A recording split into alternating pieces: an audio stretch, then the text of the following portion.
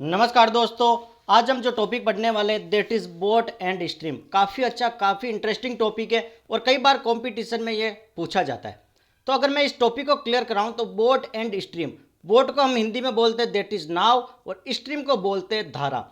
सबसे पहले जो बेसिक कंसेप्ट बता रहा हूँ उसको ध्यान से पढ़ना, ध्यान से समझना। इसके बाद चाहे कितने भी लेवल के क्वेश्चन हो आपके इजीली सोल्व हो जाएंगे। तो बोट मतलब ये बोट, ये नाव मैंने आपको बता दी, ये है नाव।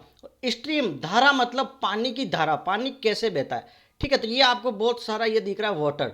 ठीक है, नाव कहाँ बहेगी मित्रों, भाई और बहनों, नाव कहाँ बहेगी?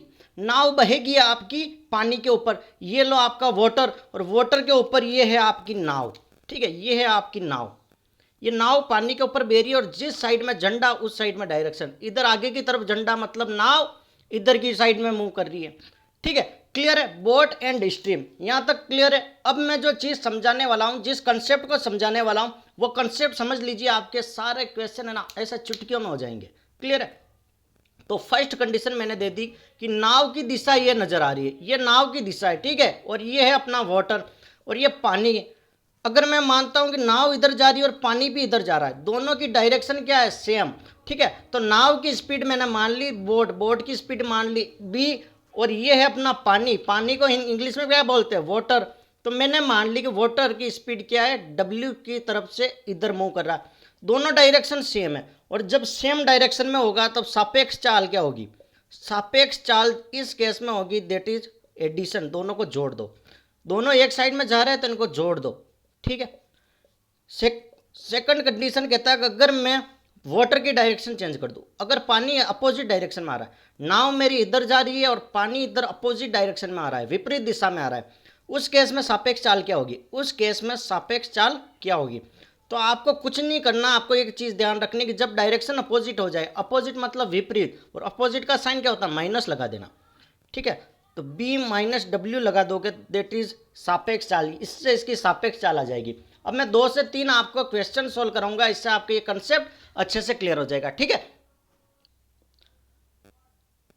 तो यहां पर एक क्वेश्चन नंबर 1 है, इस क्वेश्चन को ध्यान से सुनना, इसको ध्यान से देखना, सारे क्वेश्चन 1 बाय 1 सोल्व हो जाएंगे। तो ये कह रहा है कि एक नाव धारा के साथ 21 किलोमीटर प्रति हार से चल रहा है और धारा के विरुद्ध 9 किलोमीटर प्रति घंटे की चाल से चलता है। ध्यान से देखो, कंसेप्ट मैंने क्या बताया था कि ये फॉर एग्जाम्पल ये आपकी नाव है। ठीक है, ये नाव है, ये झंडा बता दिया, और मैंने ये क्या बताया था? This is the water.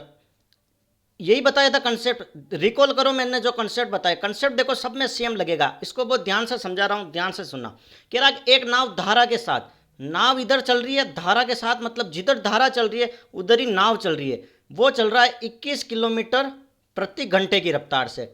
ठीक है, सेकंड कह रहा है कि धारा के विरुद्ध। सेकंड में क्या होगा कि ये तो है अपनी नाव, ठीक है, ये झंडा नाव की डायरेक्शन ये है, लेकिन इसमें क्या हो गया कि धारा के विरुद्ध। ठीक है, धारा के विरुद्ध मतलब इधर धारा बह रही है और नाव इधर अपोजिट डायरेक्शन में जा रही है। यहां तक क्लियर है? फंडा क्लियर है? और उसमें क्या दे रखी चाल? देट इज द 9 किलोमीटर प्रति घंटा। ठीक है, यही कंसेप्ट है, आपको ये इसकी चाल दे रखी है। अब आपको क्या समझना है, ध्यान से रख सुनना। मैंने क्या कहा था कि नाव बोट मतलब बी, वाटर तो डब्ल्यू, यही बताया था। तो यहाँ पर भी बी और ये हो गया डब्ल्यू। मैंने कहा जब सेम डायरेक्शन में जाए, ये दोनों सेम डायरेक्शन में जाए तो बी प्लस डब्ल्यू हो जाएगा, और दोनों अगर अपोजिट डायरेक्शन में जाए तो बी माइनस डब्ल्यू हो जाएगा। यहाँ तक कोई कंसेप्ट में कोई डाउट? मैंने यही तो चीज़ आपको अभी तक क्लियर की थी। ठीक है, तो यहाँ पर इसने दे रखा है कि B plus W same direction में जा रहा है जिसकी वैल्यू है 21, और जब अपोजिट में जा रहा है उसकी वैल्यू है 9 किलोमीटर। तो इक्वेशन 1 और 2 मिल गई ना। ठीक है, और इक्वेशंस को कैसे सॉल्व करना आपको लिख देना है, B plus W equals to 21, B minus W equals to 9। Clear है? अब देखो हमें क्या निकालना? पानी की चाल, मतलब अपने को वैल्यू निकालनी है डब्ल्यू की। ठीक है, तो मैं क्या करूं, मुझे डब्ल्यू मिल जाए तो मैं क्या करूं? ठीक है, इसमें क्या करता हूं कि इसको माइनस कर देता हूं, इसमें से ये माइनस कर देता हूं। ठीक है, या फिर ऐड कर दो, नॉर्मली नॉर्मली मैं दोनों इक्वेशंस को ऐड कर देता हूं। तो बी प्लस बी क्या हो गया? 2b, और डब्ल्यू प्लस माइनस डब्ल्यू मतलब ये कैंसल आउट हो गया। ठीक है, तो ये क्या हो गया? That is the 0। फिर बता करता हूँ 21 प्लस 9, 21 प्लस 9 क्या हो गया? 30। तो यहाँ से 2b इक्वस टू वैल्यू आपके आई दैट इज द 30, और b इक्वस टू क्या हो गया? 30/2 मतलब बी की वैल्यू क्या आ गई 15, बी की वैल्यू आपको आ गई 15। लेकिन आपको तो क्या पता करना है, पानी की चाल डब्ल्यू निकालना है। तो ये B plus W equals to 21 दे रखा है, बी की वैल्यू हमें पता चल गई 15, तो बी की जगह अगर मैं 15 रख दूँ तो डब्ल्यू पता चल जाएगा। तो 15 प्लस डब्ल्यू इक्वस टू 21, और डब्ल्यू की वैल्यू यहाँ से आ गई 21 माइनस 15, मतलब 6 किलोमीटर प्रति घंटा। क्लियर है, फंडा क्लियर है। हाँ ऐसे आएंगे भैया, बहुत सिंपल है, ज़्यादा टेंशन नहीं लेने का है।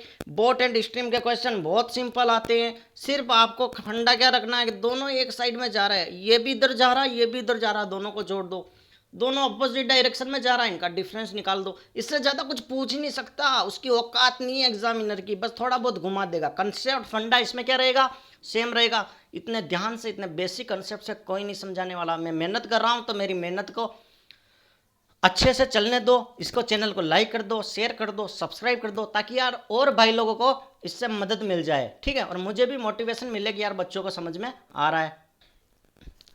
और अब आपके सामने है क्वेश्चन नंबर 2। देखो सिर्फ लैंग्वेज चेंज होगी, फंडा और कंसेप्ट सेम लगेगा, ये चीज मैंने आपको क्लियर कर दी है।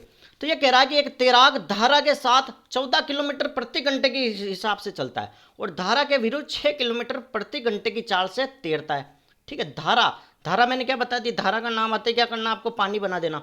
ये लो भैया, बहुत सारा पानी बना दिया, ये लो पानी ही पानी, जल ही जल।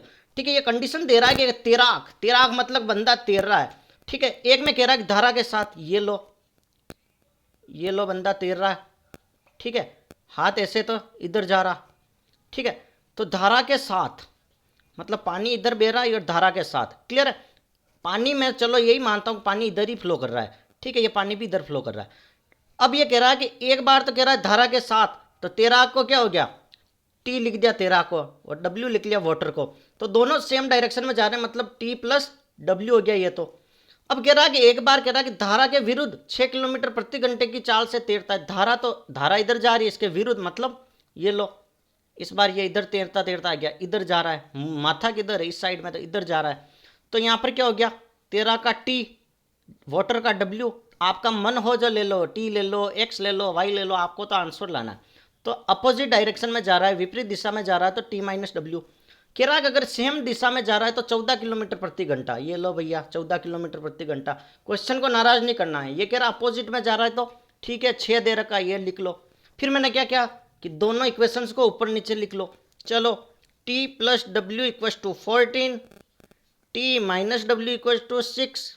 क्लियर है, हमें क्या निकालना, तैराक की चाल, और तैराक की चाल मैंने क्या मानी थी, टी, तो हमें क्या निकालना है, टी।